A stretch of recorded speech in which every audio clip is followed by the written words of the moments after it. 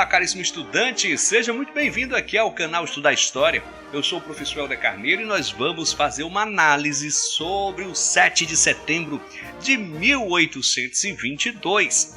Afinal de contas, hoje, 7 de setembro de 2020, é o dia em que completam 198 anos da emancipação política brasileira. Bom, o chamado Dia da Independência do Brasil.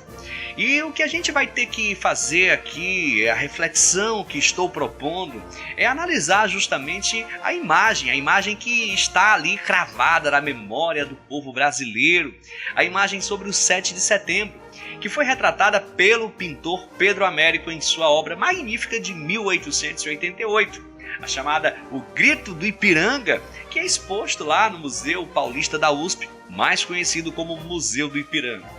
E aí vem, os seguintes questionamentos. Será que a tela pintada retrata de fato o que realmente aconteceu 66 anos antes da tela, gente? E você, o que sabe sobre esse assunto? O que as pesquisas científicas têm trazido de novo sobre esse tema? Se você tem interesse de saber as respostas, bom, fica com a gente aqui, porque vamos fazer uma análise rápida, objetiva, bem direta sobre o tema. Vamos lá! Eis nosso quadro aqui, o Grito do Ipiranga, olha só, de Pedro Américo, viu, pessoal? Nós sabemos que o pintor Pedro Américo, ele cristalizou a imagem do brado do Ipiranga, pesquisando aí os uniformes, a paisagem e até as armas. Porém, alterando a essência da cena. Vamos já falar sobre isso. A questão é, o que está na cabeça das pessoas é aquela imagem realmente romântica da coisa. O príncipe ali naquele momento, e nós sabemos que o príncipe não estava bem. Não sabemos se teria sido aí a água salobra de Santos ou algum prato muito condimentado que o príncipe comeu na noite anterior. Acho que nem ele mesmo sabia o que de fato havia provocado aquela diarreia que o atacara naquele dia.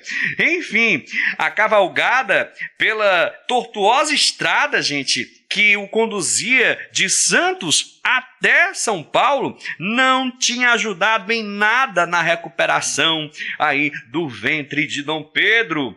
No instante em que o próprio Major Antônio Ramos Cordeiro e o Correio Real Paulo Bregaro, que tinham partido do Rio de Janeiro em direção a Santos, com um maço de cartas urgentes para Dom Pedro, chegaram às margens do rio Ipiranga, eles praticamente avistaram ali alguns membros da guarda de honra parados numa colina.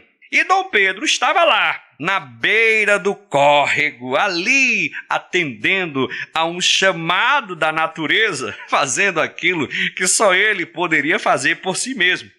A correspondência lhe foi entregue, enquanto ele ainda abotoava a braguilha do uniforme, gente. As circunstâncias realmente não eram as mais adequadas para um grito do Ipiranga, um grito da independência. A questão é, as notícias eram de tal forma definitivas e tão perturbadoras que depois de ler, amassar, pisotear as cartas, Dom Pedro montou sua bela besta baia, cavalgou até o topo da colina e gritou à guarda de honra desse jeito: amigos, as cortes de Lisboa nos oprimem e querem nos escravizar. Deste dia em diante, nossas relações estão rompidas. E aí, gente, após arrancar a insígnia portuguesa de seu uniforme, o príncipe sacou a espada. Olha só, isso está na memória nacional de uma forma assim, quase que consolidada. Olha aí, ele saca a sua espada e às margens plácidas do Ipiranga bradou, heróico e retumbante: por meu sangue, por minha honra e por Deus, farei do Brasil um país livre. Em seguida, erguendo-se dos estribos e alcançando a espada, afirmou: brasileiros, de hoje em dia nosso lema será independência ou morte. E eram 4 horas da tarde do dia 7 de setembro de 1822, e o sol, em raios fúlgidos, brilhou no céu da pátria naquele instante. Eita, moçada, essa é a versão oficial, é a versão que está ali na memória do povo brasileiro. Mas, gente, o que de fato realmente aconteceu? Será que essa versão oficial traduz a realidade?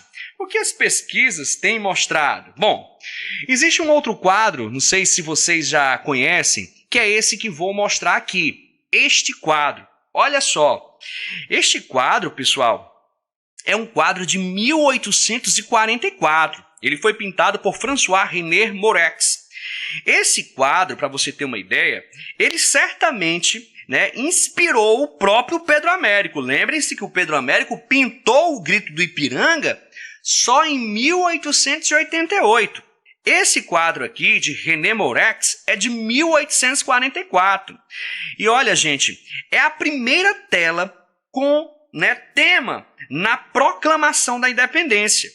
Para você ter uma ideia, esse quadro ele repete uma imagem que nós acreditamos realmente ser a grande influenciadora do próprio quadro do Grito do Ipiranga, que é uma imagem de Ernest Monseigneur, chamado de A Batalha de Friedland, que eu vou já mostrar para vocês. Realmente tem uma retratação muito, mas muito parecida mesmo. Essa tela que eu estou mostrando agora é uma tela também bastante interessante. Por quê? Porque ela retrata aí talvez um dos momentos cruciais do próprio processo de independência. A gente sabe muito bem, pessoal, que essa tela, esse óleo sobre tela, que é de uma artista brasileira, Georgina de Albuquerque, representa aí a sessão do Conselho de Estado, com a princesa Leopoldina e os ministros. E isso, assim, foi muito importante porque é fato relativo à independência do Brasil.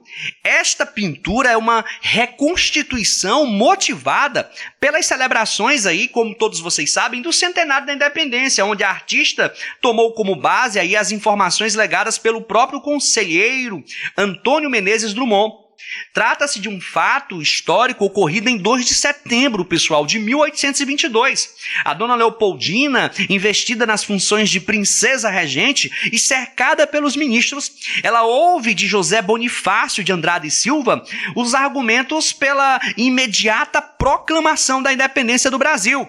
Motivada por esta reunião, a dona Leopoldina praticamente teria expedido a carta que, lida às margens do Ipiranga, levou Dom Pedro a proclamar a nossa emancipação política, rompendo com as cortes de Lisboa. Então, é um quadro que retrata um momento, assim, extremamente importante. E eis aqui outras imagens, a própria dona Leopoldina, o próprio José Bonifácio, que foram figuras também tão importantes como a do próprio príncipe Dom Pedro, tá certo, pessoal? E olha, eis aqui, inclusive, a nossa bandeira imperial do Brasil, olha aí. Cuidado, cuidado, porque aquela bandeira que tem o lema Ordem e Progresso, aquela é a bandeira republicana. Não vá confundir uma coisa com a outra não, viu, pessoal? Proclamação da República só em 1889. Aqui estamos falando da emancipação política do Brasil, ou como, de fato, a gente chama, geralmente, o Dia da Independência. E essa bandeira imperial, essa bandeira do Brasil, ela vigorou de 1822 até 1889, quando, de fato, a República ela é proclamada, tá certo? Inclusive, como vocês sabem, nós temos aí o 7 de setembro, mas a coroação de Dom Pedro, ela só ocorre em dezembro, tá certo? E aqui nós temos uma pintura que retrata esse momento também, que é do Debré, tá certo? A coroação de Dom Pedro I. Então, mais uma tela de extrema importância. Outra tela também, que não sei se vocês já viram, geralmente todas essas telas, essas pinturas, elas aparecem aí nos manuais didáticos, né, que são trabalhados nas escolas por todo o Brasil. Aqui, a aclamação de Dom Pedro I no Campo de Santana, também do pintor Debré. Tá certo? Tranquilo? Mas vamos aqui ao objetivo dessa videoaula, que é fazer uma análise aí do Grito do Ipiranga, retratado na tela, que está na memória aí do povo brasileiro. A gente sabe, gente, que essa tela, né, essa imagem do Grito do Ipiranga, praticamente, ela é algo que sofreu aí uma inspiração. E a tela de Pedro Américo, assim como outras, como eu já mostrei também, ela de certa forma lembra um outro quadro, gente, que é um quadro do pintor francês Ernest Meissonier, A Batalha de Friedland, que eu havia falado no início, que exalta justamente a vitória de Napoleão Bonaparte sobre as tropas da coligação austro-prussiana. Gente, a imagem ela é semelhante em ambas as pinturas. Eu até coloquei aqui para vocês perceberem, ó, uma imagem ao lado da outra. Aqui no lado esquerdo você tem a Batalha de Friedland e do lado direito você tem aí, ó, o Grito do Ipiranga. Vejam como as telas realmente são semelhantes. Os dois imperadores como figuras centrais da ação, um gesto marcial, altivo, típico de um líder vitorioso, as tropas francesas em um quadro e as brasileiras no outro, ó, diante do líder, estão aclamando, realmente muito semelhante. E como eu havia dito, o Pedro Américo ele foi seguramente inspirado aí pela obra de Mourex, que em 1844 pintou, como eu disse, a primeira tela com o tema Proclamação da Independência. Neste quadro, que vocês podem ver logo abaixo, ó, 1844, a Proclamação da Independência, neste quadro Dom Pedro repete o próprio gesto de Napoleão Bonaparte, ou seja, esse quadro também, pessoal, é inspirado aqui na obra de Meissonier, tá certo? Erguendo aí o chapéu ao ar, saudando a vitória. Em um quadro, Napoleão contra os austro-prussianos. No outro quadro, Dom Pedro proclamando a independência. O príncipe Dom Pedro, ele está no centro da tela, o foco da ação. Ladeado pelos soldados da comitiva, ele é observado atentamente por crianças e negros que acompanham aí a cena. Isso você percebe na imagem retratada na tela. O povo aí se apresenta espectador passivo, é verdade, mas assim mesmo, ele está ali, olhando o desenrolar dos movimentos. E isso eu estou falando o que foi retratado na tela, viu, galera? Na tela.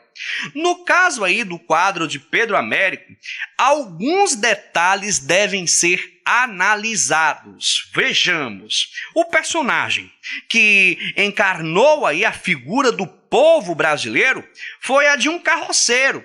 Não sei se vocês conseguem evidenciar, mas bem aqui no canto esquerdo da tela, nós temos aí a imagem de um carroceiro, pessoal. Olha aí, né? Que guiava uma parelha de bois carregando aí madeira. A tropa, utilizando o uniforme de gala, como que pronta para desfilar, praticamente em uma parada militar, e não realizando uma viagem extenuante, em terra batida, subindo a serra que ligava Santos até a cidade de São Paulo. Na tela Dom Pedro já assumiu aí o olhar dos heróis e carrega a espada, parecendo declarar que a liberdade viria ainda que ao preço de sua própria vida. Então, vejamos aí o que o quadro está retratando.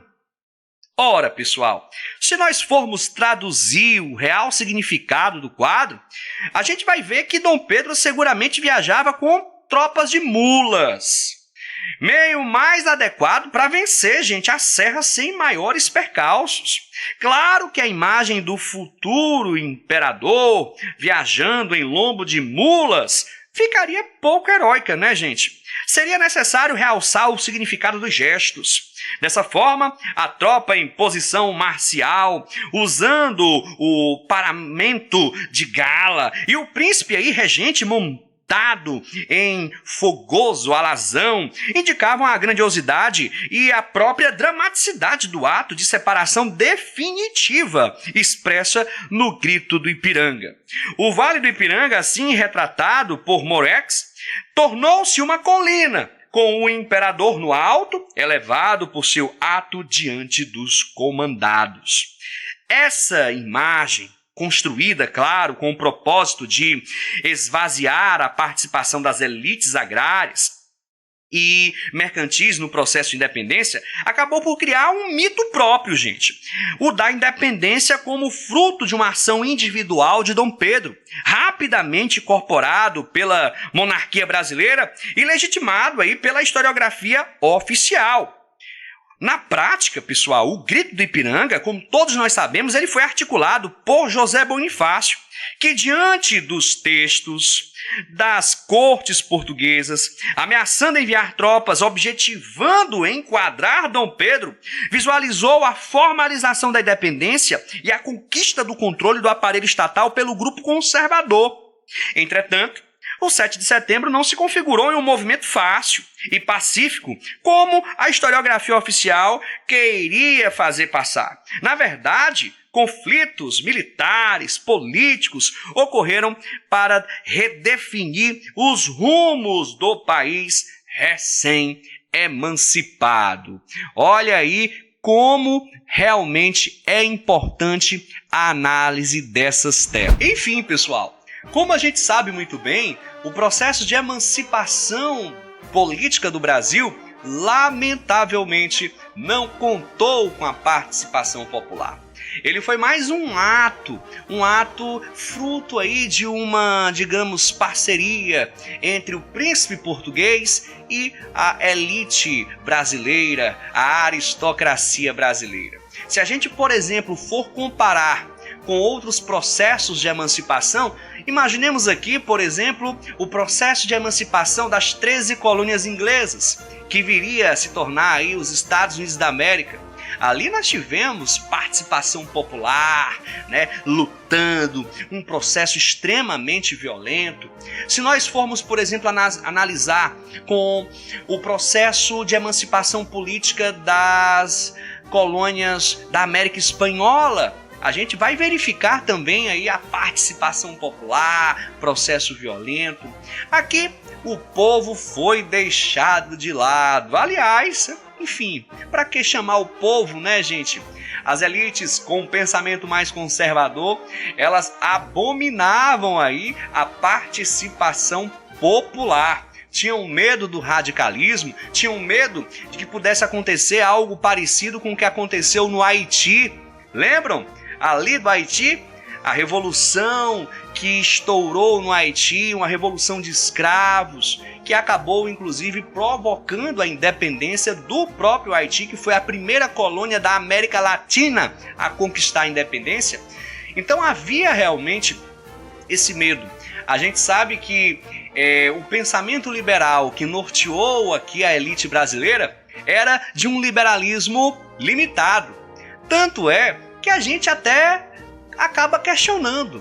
Que independência foi essa, pessoal? Que a escravidão foi mantida. Lembre-se, após o 7 de setembro, a escravidão ela é mantida. Que independência foi essa que praticamente o Brasil continuou dominado ali por uma elite de pensamento escravista, uma elite latifundiária?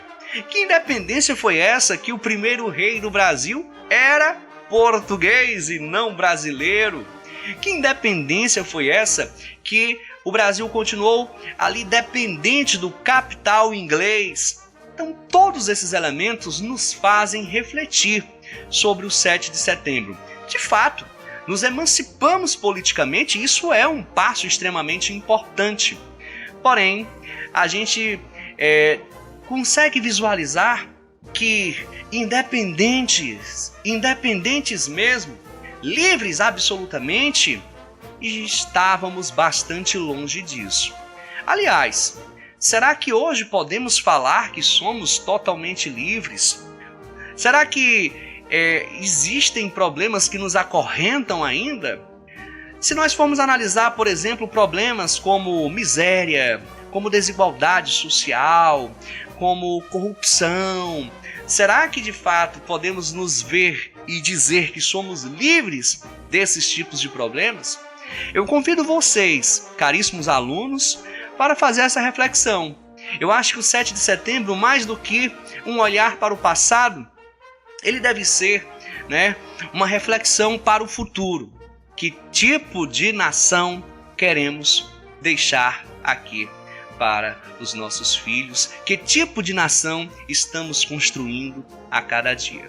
Fica aqui essa rápida análise e, evidentemente, aqui o meu desejo de um país cada vez melhor e que nós consigamos nos livrar destas amarras que ainda nos prendem, as amarras da desigualdade social, as amarras do racismo que existe em nosso país, enfim, e da corrupção.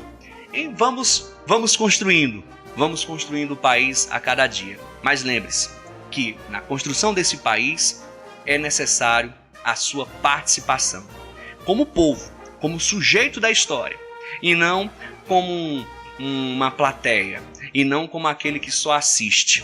Historicamente, o povo foi mais público, não é verdade? Do que polvo. Historicamente, o povo foi deixado alheio dos principais fatos, dos principais acontecimentos.